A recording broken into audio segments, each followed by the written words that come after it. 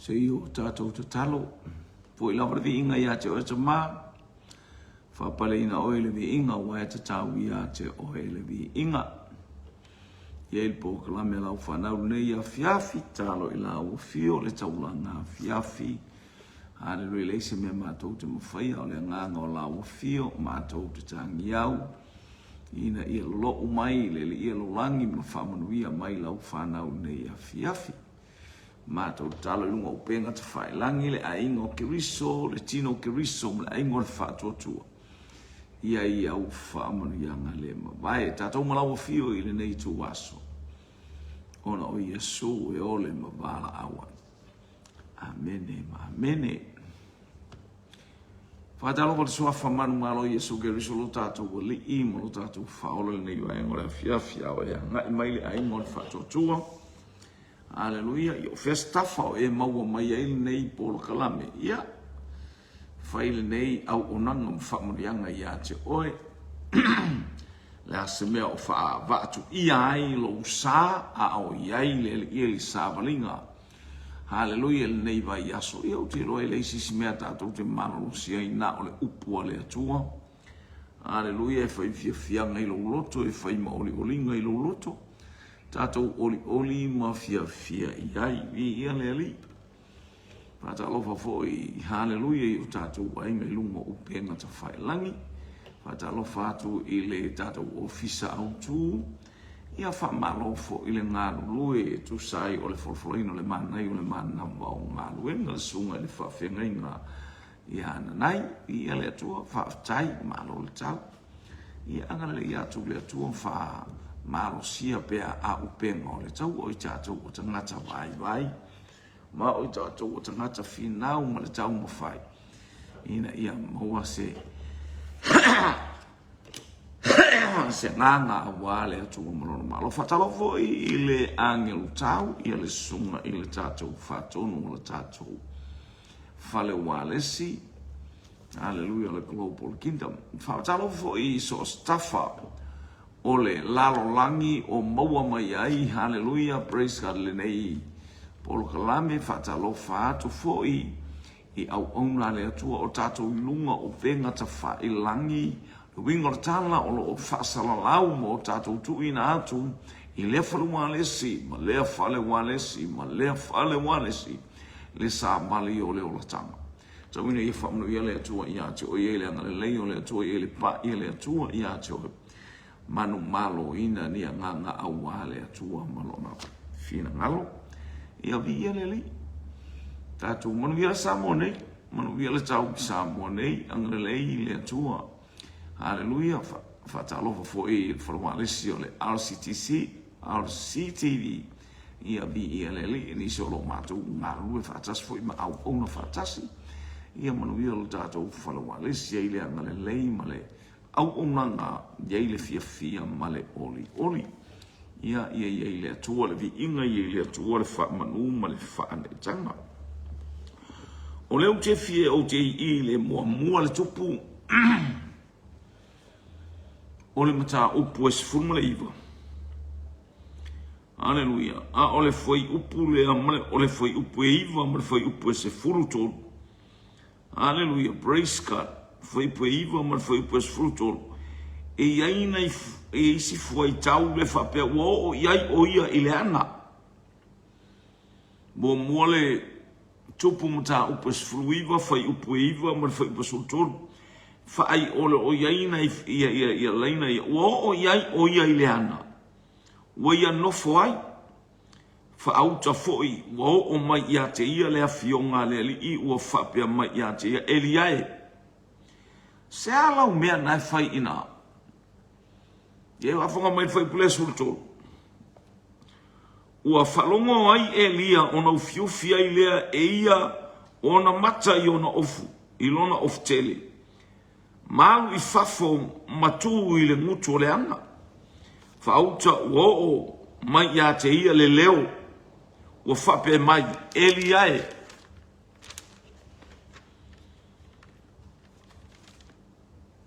Se alau mea na e whaina. O le whai upu e iwa ma le whai upu e se furu ma le tō. Lea e tala noa mai ai le angelu ia Elia.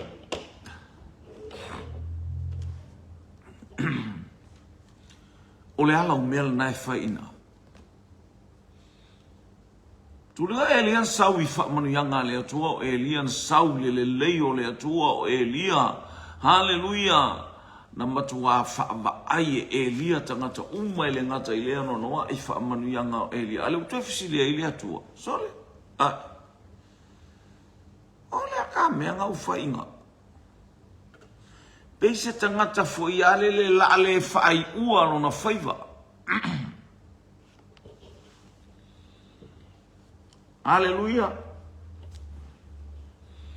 Poto e a mata ata mai e whai ua. Pei a tangata whai poto e ola, poto e oti. Ai lo le ata mai e ola, ai wha vale vale e oti. Praise God. Tala e masani a e liwa. Whai ma whawhangongo tangi au. E alu le nanu e Elia a mata mai le mata upos fulu fitu. Whaatonu Elia a apo. O la utala le la whai atu ate o e lei se ua e palasi. E leo whapeane Elia u whai maile atua no. La ua alu ma le fe au maile atua. Alu wa se i whaava ai a apo le ese o le tangata o le atua. Ma le tangata e wha moe moe le marosi.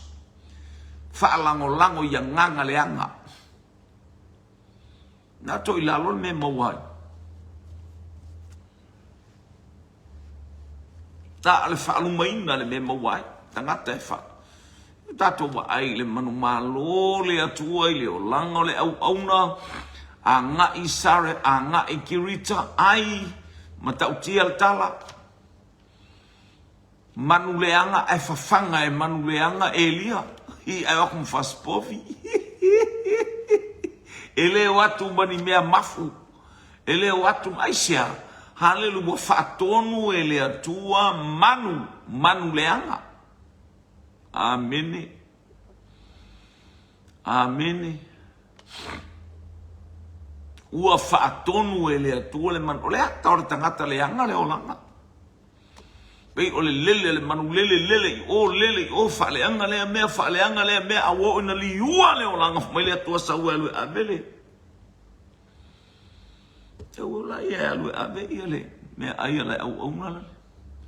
Na whailau tala le o tile na oa lua tua nei New Zealand. Praise God. O le tamanoa le na oa latu iai. O le toi ina o mato e kalesi, le toi ina malosi fa pe yeso na. Malosi anga ino uta ua ya o le tia kono toi ina, o toi ina. Wa au mai e le atua i tonu e whaima ua inga toi titi a misi. Toi titi a misi la ua aimalo uiloa, le mea na sa wali tangata i atea. Le ua toi whamata la atua i atea o e sa wali tangata. Le amatanga o le mātou lotu whato a amata le lotu. Hallelujah. I send mai e lea tuar tangata lea. Hallelujah. E sau e whaaleanga le mātou lotu. Hallelujah. Tangata le peo te whatu atu e peo o le olanga le o reva. Tangata ia, tangata inu pia, tangata whaimeleanga e kasi se kala e masofa sofa. Tangata e pei o Paulo, lefu mai Paulo i a Timoteo. Hallelujah, praise God. Oa usa whasawa. Oa usa whatautala. Oa usa whaleanga mea. A ua lofa ngia uma ua tō fia ue ke riso i le nei whaiva. E ka mō mai. E sa whaleanga mea. O lona winga o le tangata na tau fia le atua whasioki a kanga, whasioki se iwa e so sola i tangata. Ai toi ai wala au e le atua. A o le tangata, paule o le tangata na sila fia e le atua ia iu taia a toi ke le whaku. Mo mia tangata e te le whatu. Mo mia kanga ke le whatu.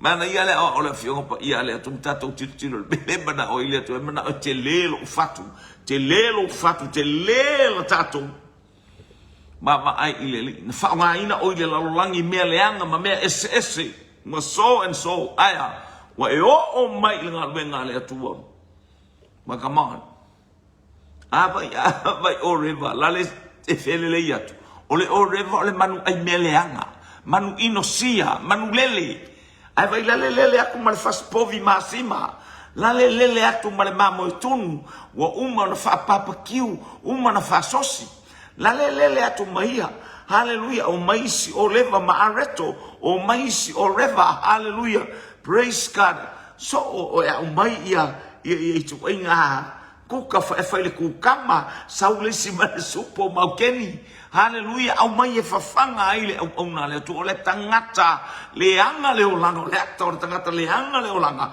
mata utia le olanga fa nga ile tua faila na fe au fanga le tangata o le tua amen ka ko vai bega o ya elia tatu vai tilo elia ma mata utia o me uma fa ali le soifuanga o elia le taulanga afi mo oe mo a uma i tātou umala. I ia le e fa pena au marto ina le no latu whailau tau. O re tangata wa au mai e le atua i ate au. Koe keki a misi a kia uwha mkalangone mea. Ae la a usawa e whaile la unga le po le family service. Ae whai mai a le doa ele mea. E to mai a ora tangata whaaleanga mea rona o langa. Sole ai muli ane mata utia whaamanuianga le atua na tupu mai ai. Hallelujah pe atilo tilo i ai. Saulo a tatala te sa vali mai fon tatalo le po. Hallelujah va veao whape ana le wa mai ma ua le mfaina sa vali tele mai. Ele va veao wa usu aslo matua la tauwia. Ia sauwia ai tua pepea ia ua lela basa vali. Taimila e saua i le lotu. E tau no uro le falesa, silva lo le toi ina pito i toi ina o le matou e kalesia. Valu se fulu ma le lua tausanga, valu se fulu fā tausanga. O le alunga i New Zealand e oe, ta whao i New Zealand, maru ta whao lato watonu. Lau whaelana penis citizen. Le wei oelona o le matou ua whātasi. Ai o le latunga ana e ua te ua. E o i whaitaulanga. E sau loa tango i langa tanga. E spesiana mea fia le tango tu mai le tupe i atea. O lana taulanga tusa o au o lana ipu le tuku wa i lana taulanga i fia e mai e ma ai e lana whaifi au lana tupe. E le au mai e alu whaifi au e ai eisa na pani. Ai au mai o lo u mawhau malo u loa le lei o lana taulanga au mai e ave. Evi i aile atu aola na ipu le au mai e tuku e le mana o tuku se ipu lale. Hallelujah langa u le au waenga la e te me kuluko i lato wa mio. Ai sau e mai ata ino utangole a mele tau blanga pe bala ustama titi sau ana mai te utusi alto ina le ia ustama ata u el numero wa ele fa numero te utusi ale kalesi in sau le amen o le te tala noa i ate oe hallelujah tangata se telo le tangata Paulo molona soifuanga, Paulo molona olanga oka, pia ta'u tātou o le tangata inosia a o le tangata na focus i eili sila le atua, na te wha o ngā ina le tangata lea mola na ngārua. E o ina mātou ngārua ngai whai sua ele parapara. E ki ngā tauto o to'o mai tauto, whātu mateo, se le hai, o te le mana o it's alu e nofo, ai ala tue, ele nofo. E tu alu faile mea. Hallelujah. Alu aswane pes, alu ma se vai e tu ilunga le palu. Yo e sau tau faile palu e mua mai te imi uma. A o tangata pito i whaale tonu le vaenga tangata. E me se po ia. Iste mi o te tau witai. Iste mai te o awa vai o sau tangata e sele. Io e. Atu mateo. So ia lu faila uti fatule no fartua sina sa we o mama tiu avele to ine la ia failti ya mama lo ila ia le tele masa o tele va ai fia va ia tu ya tama o fai minga luenga e lo singa luenga le na te faia ia le atua de tatu fa pele pele stato ta mai so mai onole vi ai tau ma fai ai se mea wa na maua pe fai nga wenga sa mo sa pelu tu lo io e sa vale mai to telo tangata manolosi po se nga wenga fa pena ala o tang no for to tatu nga vi fa le sasa e sa mo le sa pe ni ia le sauma se tolo pa tanga a le o langa o tangata e ese le whaalenga mea o amata le lotu. Te ilore tanga a Iakopo ma yuta uso Yesu. Ia whai o le whaiwhai upo ia Yesu. O le whaiwhai tala ia Yesu. Ioane rom ta upo e fitu aron whai upo e lima. Amata mai ai lunga ile mata mo e fai mo e tau mai le fai upo e lima. Fai upo e lima e fa pe ai tala no al tu spaia. Ona uso foi. Sa le tali tonu ia Yesu. Ai ke lo kusi a Jacopo. O le uso Yesu. Ke lo kusi a Yuta. O le uso Yesu. Ai sa le tali tonu foi ona uso ia te ia. E ele taime a wina tua e ele atua tangata ke le karikongu iai. Amen. E ele taime a wina tua le tangata ele atua tangata e te le tari tonu iai. O le whaiwhai upu, o le whaiwhai kala e lako e testa ilo wolanga.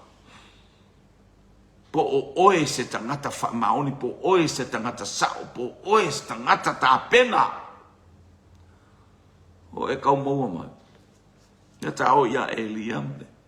O au mea na e whai ina. Uma fo i atu i Sarefata. Da le wato e fo i atu i o whai taulanga o le. Whai le taulanga e winga i le atua moni. Po pa ala po le atua. Da le wato e nonofua au una ia a pa ala matoe. Fetu ia i la tau te fasi o la tau tino, fasi e leisi, fasi e leisi, se lei solo la tau tino. O le whaikau ua lako uo o i le langi. Ai lei loa, uo o i se ori. Aor taimina alanga i Elia, le atua uo o i le taimi o le taulanga afiafi. Wawa ai tangata i le lele mai le afi, mai le langi. Pe ia le asio fo ele va ai donators pe atato tilo ia ile fa onga ina male au mengo le afia su sunu ile tauranga ole mele tato te fiatu o au mea na faina ia va pena foi na bala au ia te one ole ala u mea na faina ila u ekalesia ole ala u mea na faina ila au fai pese le ala u mea na faina ila onga sa le ala u mea nai fai nai la unga luenga i le malo company business. O le ala u mea le nai fai ina atua. O le mea e ofo ai. Te i a Apple fato. Apple ka mo el fale. Oso i lau. Oso lo la koriota lo u le fale ngai maua e ke monga. Ai le o va ai a Apple. Va ai a Apple. Haleluia na o le lanu moana o le langi e makuaka kia mai. Ui, haleluia, ua whaasoloa i le afiafi. Ua whaasoloa nei le afiafi. Tars furulua o whai ar kaulanga a waenga ia. Whaasoloa tuloa ia. Numa matan taua e misa ala atou. Whaasoloa soloa ina ua tāre tōru ua uman tā pena. Toi tā pena e ai. E Elia le taimi o le tauna. Ia ua fasioti. Fasioti e Elia. Wala awatu ho ala langa le ngu. Awoi. Le atua wana. Oe to tasi. Fo i o langa o tangata i le lifo e lato walanga. Ia mia le matau le lai fo i. Ia o tangata e le tali tonu. Tali tangata e wha loto lua. Ia ua. Wala utu Elia outo uma. Na o le atua. Elia fasioki uma. Awange isao se. Se whaila unga pa ala. Po se whaita ulanga pa ala. Awane iai se tangata e sao. au mai wane pu e ai ambe ile vai. Haleluia, latu Elia ta tipi ai ulu, fasioti ai. E tole anganga le anga. Ngā luenga satani. Ka unga e solia le ulu o satani. Suafo Yesu ke ave sea ai le ulu o satani. Ka lepe le malosi o le upua le atua. The power of God's word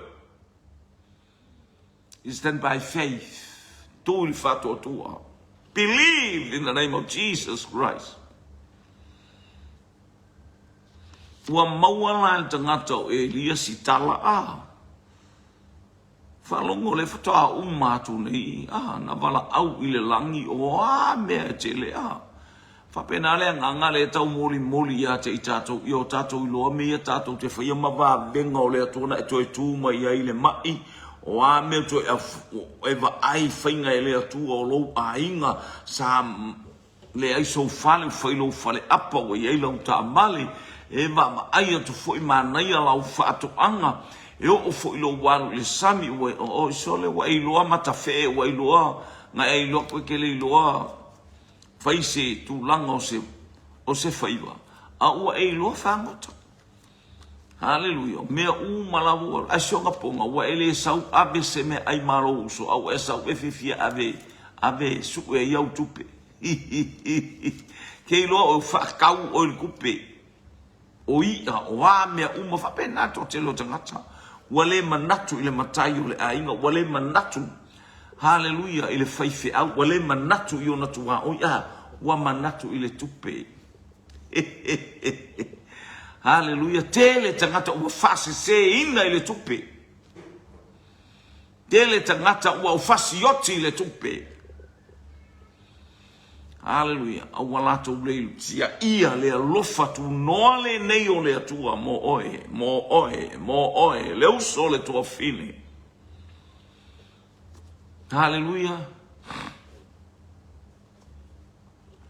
Wale manatu ai. Amen. Malo tamalo Elia. Praise God. Sola tamalo. Sola ya esapela. Lisi me mana ia le awa te sola il fafine. Awa e te sola il fine. O le ista ngata ema kua fefe. A tele pena un pole a foi vasonga ka ua ila ula. Unga fefe al kaka il fafine. Te ilo oe a failinga lue ngā le atua malo fefe ilo to alua. O le ala lau me le fai. O le ala lau mea le fai ina. What are you going to do there? What are you doing there? Ole ala o mea nai fai fefe ele to lua. Ne fai aile mea tonu e tauna fai. Tuli ese lea tangata, tuli ese lea tangata, tuli ese lea tangata. Hallelujah. Tuli ese lea tangata. Ni ia lea mana mia ia faista total faista kala ia esapela ai vai a ola fa esapela lo to olua ai le angalo sau e te uma fale mai lo to olua ai le angala mi lo to olua. Hallelujah. Na te tau fia o me ta una fai o loto na te tau fia nga winga le to e kele fai fia o e hoki o la ko ko o le au le leo nga wenga le tu al fa mo ele anga fine ma foi se que le kaukala le ala me na fa ina. What are you doing there? Mo ele anga fa fine ele es e o tangata io te lo lai ta o fine aya ya me ma foi na ta o fine. Hallelujah. Praise God. No foi le nga mauai na mau e satani eva na ngo wa kakai o alu sa alu atamu eva yo ale to ana fono fo apo moe eva po eva maluke loke ia fungala au mo ia fungala la alu solo ane atabai baba ai lo tolua na paule mele tilo i tatu na le baba ai ne te wa lista mano pe fa pena o sol foi. Porque ele lava a ola mai a ofenga me olo alu le fafinge alu le kinki e que le alu kinki e que alu fafinge hallelujah alu tato uma fa penal tato wolanga wala ele training mai oi le me Tele lo le o le tu ma sisi o le tu tai mai ai oi ai fai sau kala lo ko lua tele tangata o sola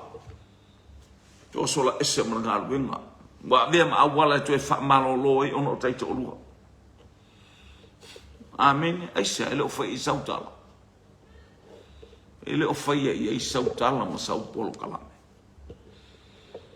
haleluia o le tangata o sole so se mea ia ele fingi o maka o so se mea va ai po fe kilo ai fa pe wala nga so nga o fa mal telesto ino al mato e kalesia il mato to ina la mato e kalesia la tu e fo isa va va ai lon wa o sa va as e tausile ai nga tausile si o mato tinasa e foi la morta malo ai me se wa e to e a faina o lo aule le io ai tele mai la tala tangata ia mai nofo o le fia pepe o le fia palangi fa pe natala pe fa pe na fingo tala bantama ua eto ya faina o lo aulele o te fia lu te ni ti aulele o tangata sili na haleluya baba ai le loto ma ai i me fai le ainga haleluya baba ai te lo e au lo walu va ai tina o lo to lo au ma o onga na ma mai lo ai le aso na fu mi mate o e va ai lon tina o la fe la se fe le market ia sola ia valu se fulu ia na o le no fitu valu mai lo le ma o tu o le onga ma o lo fa me mate o e sau mana o mate o ai mo talo e miti fe lo e siona tina ma o lo sole ke lo e pinga o me pelo ngo fa lo ko lo wa la ma o pe wa tele le mau tele ia ni ka ki al ka pinga ku va ai ia le ango mo io kenge ia pia ua lava lo ua o le mena fai ele poka la mele lo matua ma te atu o ma nei ala na sefe ua mona o mai lo ai so le ai fai ale ia tonga ala ia langa ia kongo le vale ia pe tasi proka lua ngafa ia pe lua ngafa tu sa ma se fulu lua futu le ngafa kafa fale o mio le o le mele mau ele ainga le fai latu sole la langa e ia tonga lo mo to sole oka o fala o va ai lo fa per sole fe la il fine lo to lo ai se poto e la ma fala te lo o le lima ta mata wo lo tira mi mika lo kinga ngo mau sa va uma ma fai poi pongo uma wo fai poi porta ma martin o lo isa va so le mi bita lo tina fa ele per casia e tasi le aso ua lima fala io vave e alanga ku ai fala ka kala so o kinga ma fai ia kala fai la kala maka kiwi kai ko maka mo mai kiwi ai tau tala io lo tina wa alu ai mal taimi e fai ila maka kiwi ai tukulanga fa so olva ai so se pola sisi pola vai lau so se mea e loa la langa haleluya o fa pe oi wa maua le lima tamatau o se o tina au wala nga falo o bato oi no vai mana ia vai fa pe na so tolu haleluya o ele i foi so tolu o ele te aruba va ai au le lei kia fai ngai lo pa haleluya le lo fai se mea io makanganga fa pena o au mea na fai na mana ele le yo lo ai fai le aso pa lava lo ba ai haleluya le mea le lo ba ai le lo tilo le watu ya Elia na sola Elia me ton male ta ora sola Elia ina wa fo mai esa pela fa pene chao we ka o le vainga e fasiokia ia au perfecta kaao ia whaia e atua whaalongo, ia kua lo makua le kalangoa ia. Ia whaia e atua ia te upe ale, pe le ta oto le vainga, ia e walangu koko le vainga. Sola lo ma le uso. Fiam tangata ua sola, hallelujah. Maua lo se tala whaalongo atu i se mea ua whaine, sola lo, fefe, pala ai. Hallelujah. Yana a ve fe awole atua. Tato wo o mal tem tato wo mal fe awole atua. Ni tato wo a ve fe awole atua. Praise God. Le man na ia o le mela ia officiale a mato wi. Hallelujah.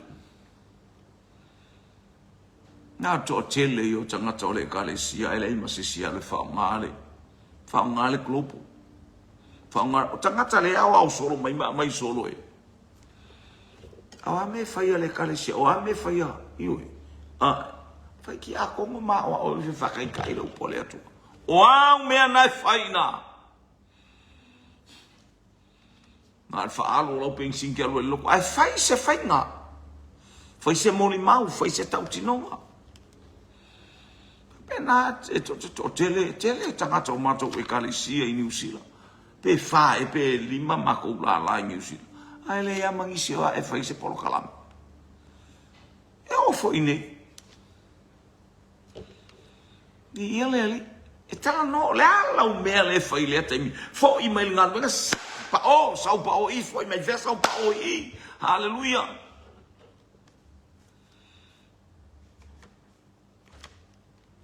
A falfa ua uta pena. Mato malanga le na ratu nei nisili. Tale lima wa lunga ia ta mo e mai wa seki le alama la ua fine le lima ai tal fa wa le bongo wa la lunga. Hallelujah. Ma ia tu ile li fa se talo ma ia tu ile li yang le mai ia o ia ma wa ma to wel ma lo silanga e sel ta woni usila.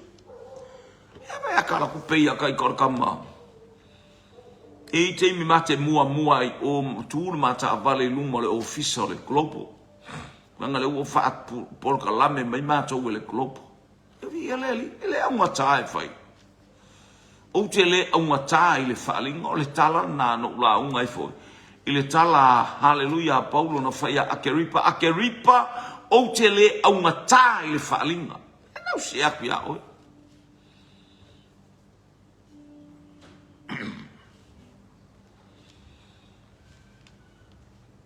Pāl poka la mea ule.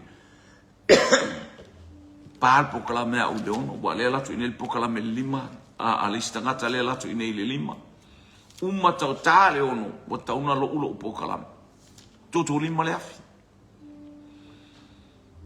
uma pokala me na sau i a mato ai no fetu a ua maua tato wa ba no tato te maua i le pule la ale tato te la unga i toe la unga lo ele angale feta la o la me ngai fainga ma ko le oki e sila fiele to ma ko le oki aya le anga ma to o tangata haleluya tala ele fina ngano le tu haleluya mo umana ave si mo umana ave me umana ma to fai o le a sei si me fai o le kakia ma le klopo la fa so ai lo se me au mai le tu ma nei le ta au ma le ta au al silia ke o le lo me ngai fai. Hallelujah.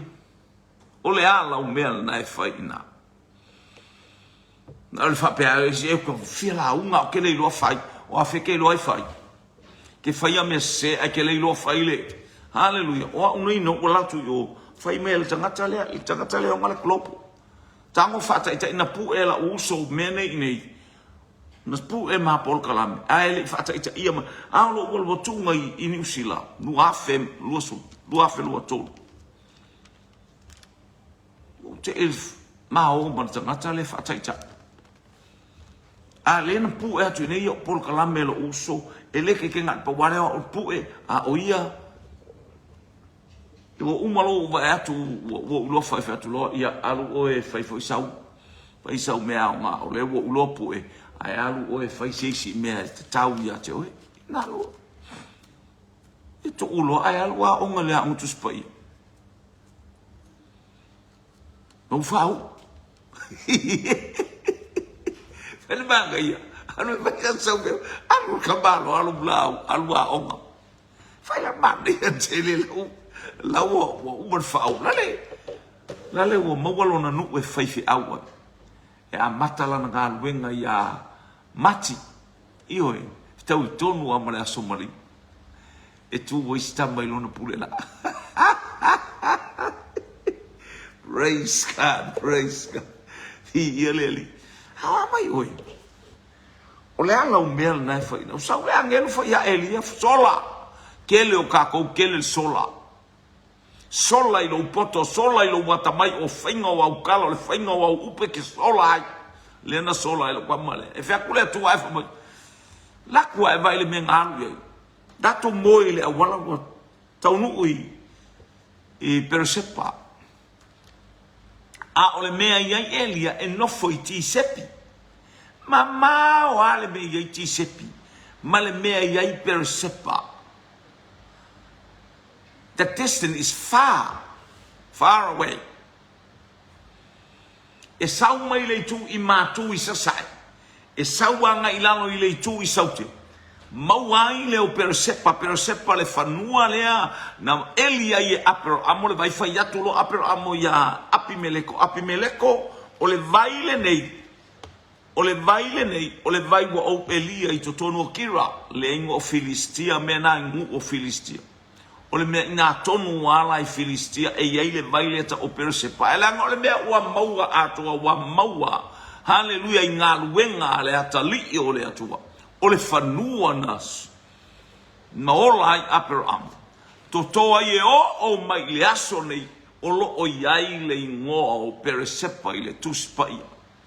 O lo o iai le ingoa o lo turi mata i e tangata. Me umana whaia e apero amu. Ma le vai ale ta ua o Peresepa. O le vaile o le whea ngainga. Na osia i apero amu o au. Na Elia le vaile. Nia ua tupu le nuku o le atua wo i o lea. Ma mao ale mea na sola mai ai. From the north to the south. From the northeast of Jordan. Nga sau o le tangata lea. O lunga atu o le mele na sau Elia. A sau Iakopo tau pi ai male angelu. Ile meta o Penieli, not Peteli. Penieli wa fo i mai ala pana. Leo tau nuu mai a ai. Hallelujah o le nuu. E ta felisu a susu mani. Leo wa tau nuu mai i sau loa i. Hallelujah. O lunga atu la. E yeile meta ua o Kirita. A le mel. O le mele nuu le sa ua le tamalo lea. Iai o Elia le tisepi. Le meta o tisepi. I le tofi o Manase. Ia le atua. Sola mai a ingar kamalo. Sau ar kamalo inga. Matau lia la. O le maunga o karamelu. E lua karamelu. O karamelu i matu. Ma karamelu i saute. O karamelu la i matu. Lena, hallelujah. Karamelu i matu, lena fai ele taulanga. E lunga lai le meta ua, e lunga ile tu i matu o Peniamina. O luna winga i ngā tonu ai le tofio Efaraima. Tofio Efaraima. E ele karamelu lea. A le karamelu lona lua, i nuku ia i sepu lona mana fatali o le tu i matu. Hallelujah, not matu. Ia, o le tu i matu o Nasareta. Pe ama le valu maila iai. E iai le meta ua o Nasa. E ele nuku leo karamelu lea. Karamelu lea. Hallelujah. Le tafe mailo na sua vai po alunga le maunga. E tafe mai a ngai. Hallelujah. Le funga o le la au sarona. O le Susana o Ivan. Io i sarona. Ile a aina o sarona. O le lau le leima le mata ngō fie. Iona la au, hallelujah, mata ngo fie lanu lanuas. O inala ye karo, ale karo melu le les karo melu le ye na palu. Tamalo ai ule o na palu, le na fa sao e lon to lua apikaila. O le karo melu na ile tu isauti. Sola mai ai karo melu tamalo, sola mai Peresepa. Akale mamao. Amen. O te loa au whaatu sātua ini maila le mea lea pe a whaatu sātua. Praise God. Ia pe a mase tolu se fulu ni maila. Ai savali. Ai fefe, savali. Ki ngā fefe la le savali aku le pala ai. Sola ta moe ne i maua ia se tangata. Ne i maua ia. Lale wata oto le awala. Tuulana au na i eko e lou. Ele i umea ngar mo makuale mawhai yang savali. Moe loa i le awala skam. Le moe le tangata ua makua vai ai maua atu. Ai latu le angelu ele i maua le angelu. Na latu saoa i le angelu. Tangone au na le atua. Lia. Elia. Oe. No foi ai lunga. O tei Elia le lunga. Aso wa vela saka le angelu. Ole areto. Ma le vai, po le uaina, waku. Fui e lunga ai, ma ole ala, lau whainga. Le waino le leia le angelu le mele na una ua, e fia alu i Sinai. Fia alu i Sinai, kua maua e Elia se whaamatalanga i le mea na sola, i ai mose mai, ai kupito sola mose, o Sinai na ma ai mose i le la, au talatala o mu, burning bushes. Na fetalaia ne ai le atua malosi mo se saulo mo se sauma se malosi anga. Le ana taita i elinu o Israel. Alo? O au mena e whaina. Au mena e whaile ngā ruenga le te iai. A whai o oio le whaia ongo le alau me le whailo wa ongo whaia ongo le alau mena e whaita maiti. Hallelujah. Yeah. Tau mawhai, whaia onga, tau mawhai, ta te le whai atu i ate oe, ana na whai atu i ate oe, o le ala umea na e whai, o oe o le tangata o le atua, pupula o mata, whamaoni lau ngā luenga.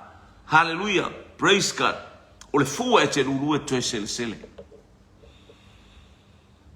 E te lulu mea lelei, e te sele sele mai mea lelei, te lulu mea whale tonu. O maiti e le pasi. Amen. Le mana onga leo le atua i a te tato. O le ala umea nai whaina. Le ufisili mai le atua i a Elia. O le whaifisili le atua i a tau. Te leo taimi ma mea uma e whai. I ala umea nai whaina. I ia le ali. Praise God. Tato ua mai le mata ngō fia o le atua, tato tilo le lei o le atua, tato tilo. Hallelujah i whaamanu yanga le atua. Ala umea nai whaina. I ale ali. Pena ar nofo mea lo matua, o e nofo atu, e ata tu lo matua, ata mai lo matua. Solo o nguku. Hallelujah, praise God. E vai atu oso mai lo matua ilalo ma le taavale. Hallelujah, praise God. Hallelujah. Papena fo i oe lo matua e atu oso mai ia ilalo. Ia, i praise God wa saumale. Ia, mas whatau te lewa. Ia, vai. Vai se mea eito ina. Ia, praise God. O le ala umea nai whaina. Ia le tu. Toi mau atu le angir. Sau whaalua i le angir. Elia, te no e lunga.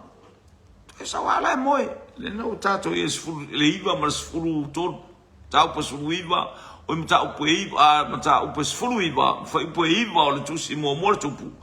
Ma lona fai upa sfuru ton. Na e tapola ya upuna. O le ala umea le nai fai na sole.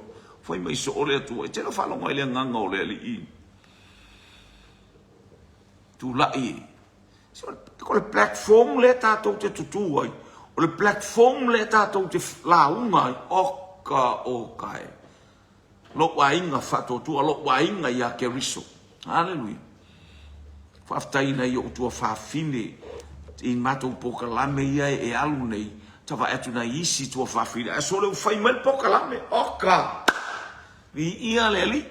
Nai bala au ne aprecha la u taimi le la u la ko I se fa nai sau fo ita ai mainu ia fata por kalame le ai mainu fala au tia fai mai o ta fesili ia le se e sau fo ila ma sau fesili te fesili mai ai ana nafi na fai elo por kalame ai mainu a fai tu la tasi le fesili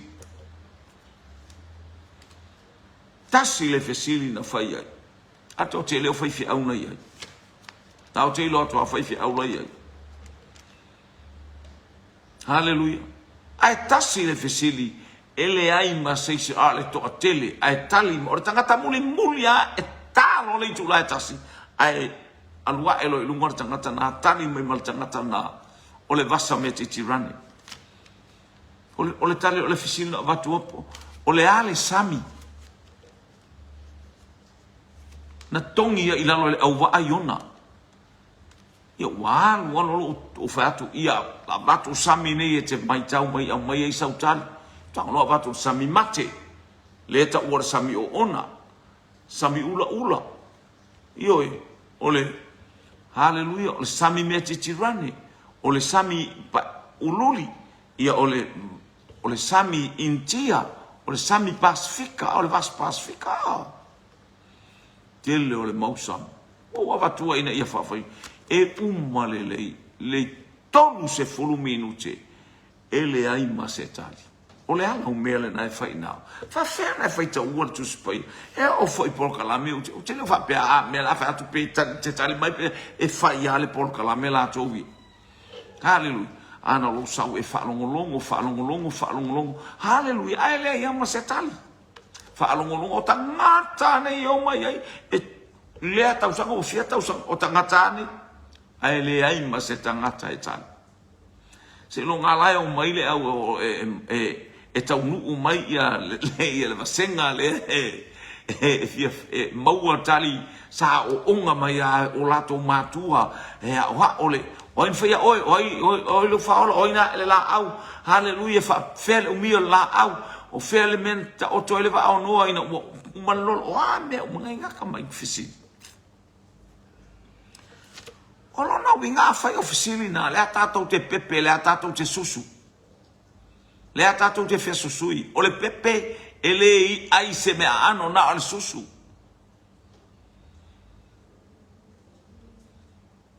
hallelujah praise God failana a mata mai alo wolanga o le wo wolanga le tolu sulu o tausanga fa sulu o tausanga nga ia tulunga haleluia ai etele lo al samina na ngoto aiona haleluia o le ala umea nai faina o le platform po le pule la ale tatou te faonga ina nei oka tangata faalongolongo haleluia pe lau o le vale pe lau le mea fa vale balele le esau fia la unga mai alu ala o e la unga ai fia maua se verso le tuspa ia e fa malos ia i oe fai mai I sei ai lonta upe tolu se fuluma le lima a olona fai upe valu pe valea se malanga ele se pe fai au fesili ai tele mai tala tangata mai I vai se vai ai fesili a pepe io fesili a pepe ai kama kai wale ngata msile e toi la tuelis poka la me fa la tele le nganga pa ia mo itato uma ina io tato uma malama ma io tato lone le anga io le fe awa le tua ma ia malo losi le nu o le tua ele le tua I taimi uma ele le tua praise God man I fight now hallelujah sa ngata na fesili ala futa o mai le por kala mele tu te launga fesili e fa longo po fena nga ia yona a felme la men tu puai fa ola ina tangata launga yona e mo ia le launga yona o wala le talanta o te yona o ia tangata fa le ton o ia tangata nga sala o fo ka sorry e ka uma ia nga sala o a o tangata le se ai mele o mai ya ko la pa ile lo to tele o tangata o le to wala pale le mo fa makala ko pe nga oe po le ale ai o se me lo lima alu o ma le to mai a ko la ai sale ki fa Alea. Oi kafefe. O mai ako mga malu ako na lalo ha. Au, po vivi I tangata ia sai lunga le ba. Au tangata ia tofu male atua ese. Tofu male tupua tofu male nganga fa pau e tapu ai. Aya. That's the only word of his launga. Amen. Paua le upuola na launga tongi ya wilau. Wa o mai le matangi tele. Wa vai le upuola launga. Ola uma faola inga tangata na ilunga le va. Alanga wole va ayokanga ka ya yona. Nga lano amalu awale lo ako ila ko yonga ala le ko ka amai yonga yu kale ile na le ka amai yu kar foi e vai sila uma vai la uma faula inga fa ko kongia ulalo malu le sami ala le motu wai ka vile tu wa ke ya ke ba ko le ka tua. Oh, ya boni ya ile tuo le langi bale lalo langi ya mi. Ya, lau oe kangaka ke fa vale. Au siau fa malosi na alu su le Isaia tolu li mafai upu valu. Pe fa ai ua yale le foi upu. Pe vale se malanga. Ele se ese ai. Ele se ai se ai. Langa o le mea lai fai lo talitonu o le upu ale atua le te tautalai. Tele ka ngaka. O ka arfa ika amaka ka rupa la unga ka fa ai aku. E ingo ka ngaka o le mako ngu. Io e wat fai ka kere anu se.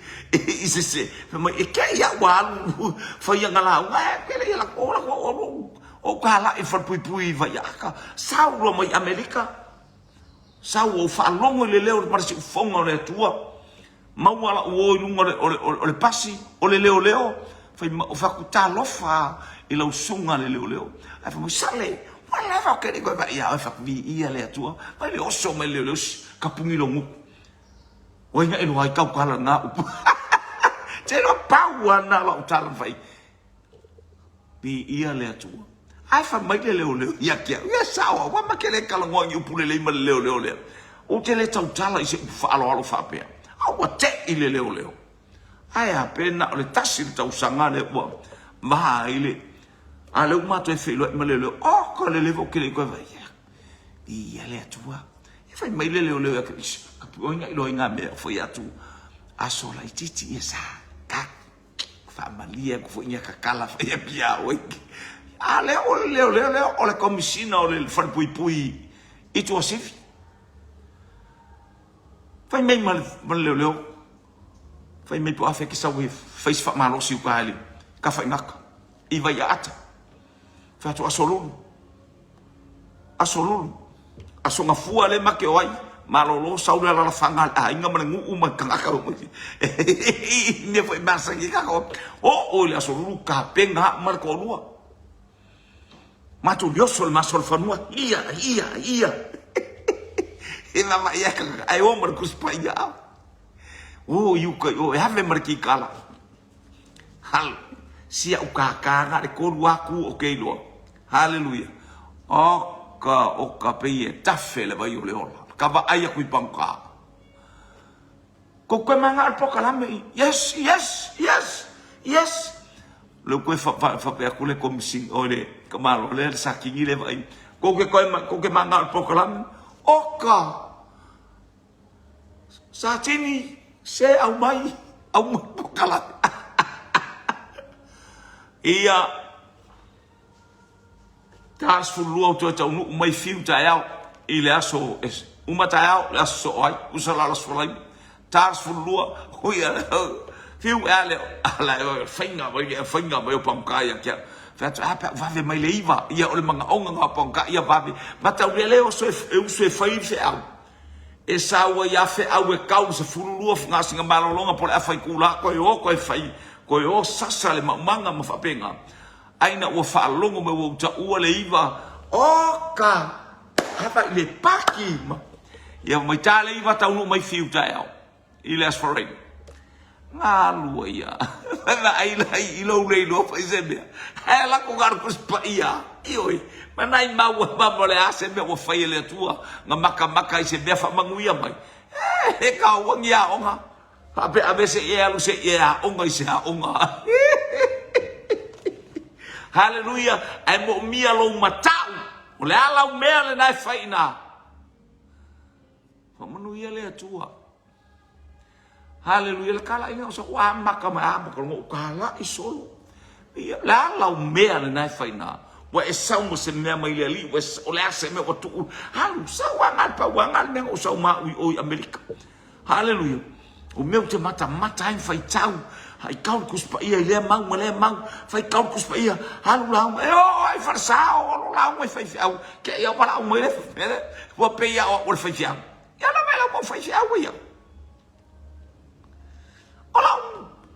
Ola por kala mea nga usa wa ya le mo fa ya o vala o kanga per kala pa o ko ma foi o aposkol kolonito ole makanga o ko male o kala ya ko le wala ngo apostol mai fia mai le nga ole tua e tai yo me o mala haleluya yeli se ke pole wa fa tele fe fu e ke an fa pe kala ya ko ai ula mai no ke le pole ni ula mai mai bui va fa ya onga vai ala wa lu kala ioi amen amen fi ele ali samol wa tunu la la umbele na faina la le wa ka wangi ya ile ange ko e kulo no ma abel ka mo e ha o i ho or ka malo o repa o le pito il tu so le laulata na o le mongo sinai ulo e kau nga o mea nga o ye Israel ngofo i ngai o roho repa yoe a o lungo sinai le wa amata na e le mongo i lungo ta malon latu lor ta malon maua le ana molu wa ilo ilalo ya la to e molu fo etan wa o ilalo na o bite va ai ni me maula lo alu molo ton haleluya fa manuia le tua e maua lalo le loto. Haleluya. Wo ina falongo le ngoa le nga se. Haleluya le asiasi mayo. Praise God. Ile tulang hangi le matangi fa so woia woiva ai. Fa longo ko malo ai fa mai le iai le atua. To le mafui ele iai le atua le vai. Sau le afi. Ele iva ai ale awali iai se atua. Ele iva ai ia le tangata le atua. Tapi nga uma pe le la uma sa aya le ai mas nga ka ola ia ino ia tala mai le nga ole tua au e tala mai se falongolongo in tala isela uma se tangata pete au mai ai se mana fa pe au mai se tangata na ola ilo nga wa ola nga oka wa fatele ina la ile tua fe aule ya te oi wa ola ilo wanganga fia ilo wanganga ai we fatai tai la umar tangata le ai le o se la unga na elangun la unga ya umar kakale le ke kopinga ma ya upui ele ola se nganga wa foi le ke anu alo ma fo le menga e fa longo a olo walu ma le mena mau ilo wanganga ile upule la mo le puna le tu ma fu anga la mo le bika la unga ile e fau ila ufalong aisha tofu ar tangata ma le tape na ina o le upu le tu mai lona loto e manu ia ile aya ka pe nga mai lo maris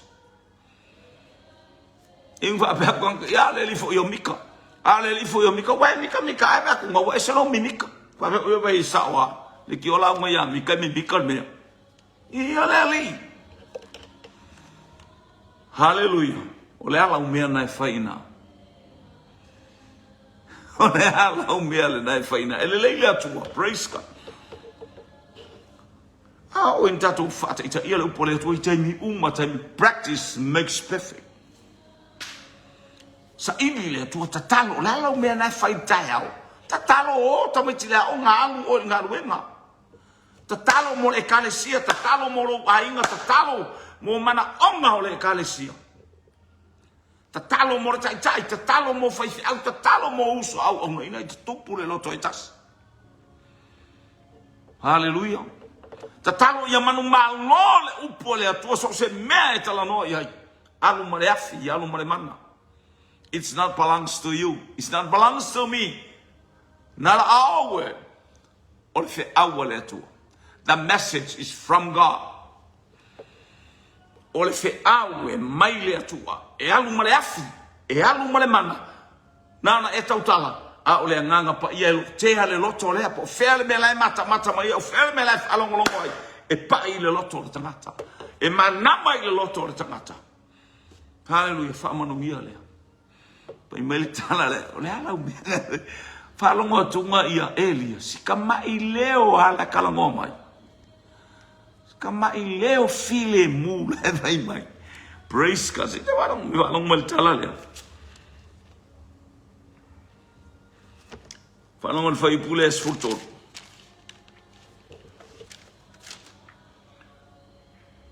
Ua falongo ai Elia ona ufiu fiaile e ia ona mata ilona ofutele. Malu ifafo. Matu ile ngutu ole hana. Hallelujah. Fauta wo o mai ia te ia le leo o fapia mai. Sau ifafo maleanga. Sau ifafo maleanga ke mafu mafanga I kongu yo. Amene. Awa ete nofo elo le mana onga leo Yesu e nofo pela salo itono leanga. A le mana onga le ia faiva benga ole atu. Ia faiva ai va benga ole atu.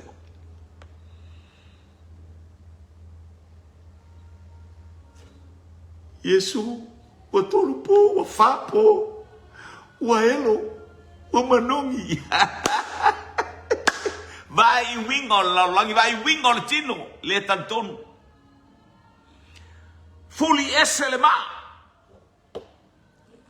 Oi, yes. Amakare a fully lo sa lo fa fole mangongi. Hallelujah. A le manongi le oti ai au fa matalanga maulangona malo le tala ina. Hallelujah, malo le fa to ke oki ai. Vai le manongi la le sautonu. Wala au Yesu Lazarus fully leba. Lazarus come forth out. Vai atua savani bai le ola. O le manongi o le ola e o atua i le ola. Le ola lele wa vala au. Ilo wat sauvafo. Sauvafo man o fele lua le ke ngofoi. Fele angal nga ke ngofoi. Elia alfafo. O mai wa pupuni mata e pupungi au. O maka aele sau. Wa te ile faalongo ile leo file mu o fapea mai. O au mea nai fai I ina. O leo koe repeat mai alfe au.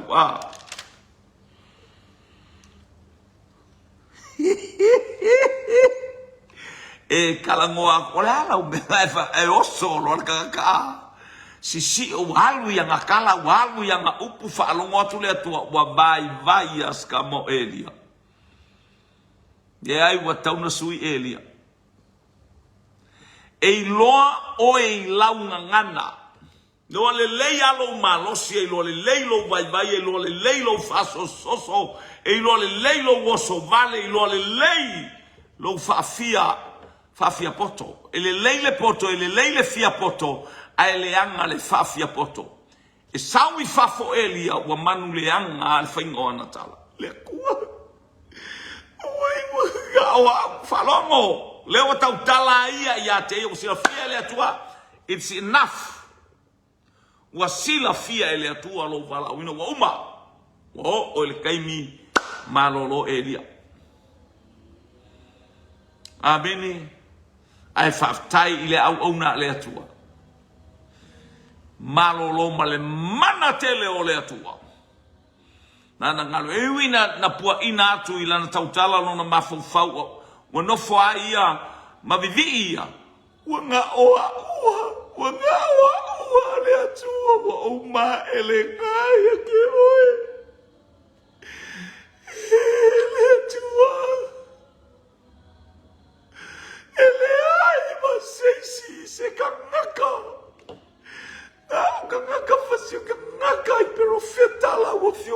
se pero feka. Ke I va yole. Oyole. E va lo mai pese vai ta watu e hallelujah. Mai le tu ya is going on. Ano ona fai atu mai le o ia wa o tua ma elenga ona o ele au. Wa tu ele fa não ma Israel lo fienga. O soloia ilalo o fata foi tão larga. O vazio tinha foi ela do profeta de pelo. O toi o lama o lá tô via vazio de vai até o meu coia o le au e ma ailo na ngutu. Samoa Kerisiano uso le tua file la uo. O le au e ma aile ngutu. Pe a faitele iwa aile I ale ta o le au. A o ina mata una ta ule o le saula. Ma ai ale nguku. Hallelujah. Wema il fangule ke vi fa piele nguku ole. Praise God. Pi fa piele ngutu ole fangu como sao. Mari le fakai ka ingale ole. Praise God. Emma aila le ngutole me mana ya lo vai me pe. Emma aila ngutole. Tu sa iela po ai lunga alona ngutula le luma o nga to ia ile ba. Malepe. A ola ina mawai o e te masa sai tu lo. Te ngata fango talanga ke fango ka la nyu lo le. Te wa fa pe. Hallelujah, praise God. Yeah. Pe ya foi baile. Sanse mese I solo por kala ulo. Praise God. If I collect symboli hallelujah. Di yale tua. Oko. Le kuwa koya wao. Koya wao. Wale masisi. Wale kamu pa ai mo solo koya wao. Te lo te bele ai se belo lima la ai le atua. God is with us. Emmanuel. God with us. E ai le atua I lana fanau. E matiti e matima. Hallelujah. E onge mea leona tano au e mata tau ya yo. Ele matima. Pe ayana afaye praise the Lord. Vi o taman sakafai. Vi o taman nei me ai wa mai mon nei yaso. Matau ile atua. Vi ele ali.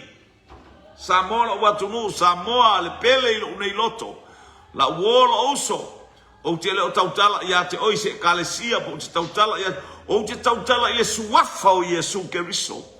Hallelujah. Lo manu malolo tato manu malo au lato uma. Hallelujah. Ule wingo le manu malo. Ia la wakamia. Elia tua. Elia. E fitu wafe perofeta ele ifo ya paala 7,000 numera le tua atotoa o le tua amini atotoa o le tua ni ia leli abe te mi uma e ia le atotoa o le tua ia te o ia te paulo mea yo sui mai lo ele tua poca la memoria sau la balea Wasila fia ele atua. Wow, na fa malolo Elia o te lel ngā luenga na faia Elia. Ia wow. Sau fo ile fefeo Elia ma te leo tala faia Elia. Ai sa ole ngā luenga na fatino Elia. Good boy. A good servant of God. Ia leli. Ia le ua anga I maile fi au. Wow mea na e faina. Sui loa Elia, sui ia Elisaya. Mai sau alu le ma le ala e tau tamaseko. Le ala o tamaseko. Fa au ia Asaeli e fai matupu. Sui el tupu, suria. Le wai ma il matautia o le mea o ia il pokalame le atua le lalo langi atoa. Fa'u yeu e fai matupu ya Israel. Fa'u Elisaya e sui ai oe. Ole ala mea nai fai ina. Ole ala mea o lo fai mea o e. Os fe auta ua mo. Os fe auta ua mo. Practice makes perfect. Ia lele. Hallelujah. Tala il fe au mo suafa o lele. Au e te tala ia oe. Au e te alo tala i oe. Au e te alo tala i lau fai fe au. Au e te alo tala i tau tai tai. Au e te alo tala i tau lotu. Au e te alo tala i ni oa man ta mau a ingo. Aya. Focus to Jesus. Pamuri ele atua ile a ingo le fatotu. La ei oile. Ma malu ma sisi ese o le atua le nei afi afi. Ia ile manuia o le atua, ia ile pa, ia le atua, ia fa manuianga le atua, ile ainga o le atua. Tau ina ia ile oa o le atua moe. Ia fa manuia le atua, i lau fa afufonga, mala tātou fa longolongo. Tātou shea ai ile le lei o le atua o na o Yesu. Tama, la upu alu ma le afi, alu ma le mana. Manu alia ngā luenga le o lo leanga. Hallelujah. Mātou fa longolongo i lau fi au. A fai un matou no fonofa, a fai o matou fatala le, fai o matou fatutu, fa mole mole, fa mangalo maila o ona e tautala, fa mangalo o tangata, fa matou lungo pe ngata failan, ma wale matou share, ma wale matou faso, anganga pa iao, oe e te aoa o ita ele o matou loto, ona o Yesu, amene ma amene. To God be the glory forever and ever. Amen, amen, amen. Praise. Family ele tu isu tato waingo no Yesu. Amen, ma amen, ma amen. Lawa una tautua mo oe ile nganga fa maulalo. Ona o Yesu. Amen, amen.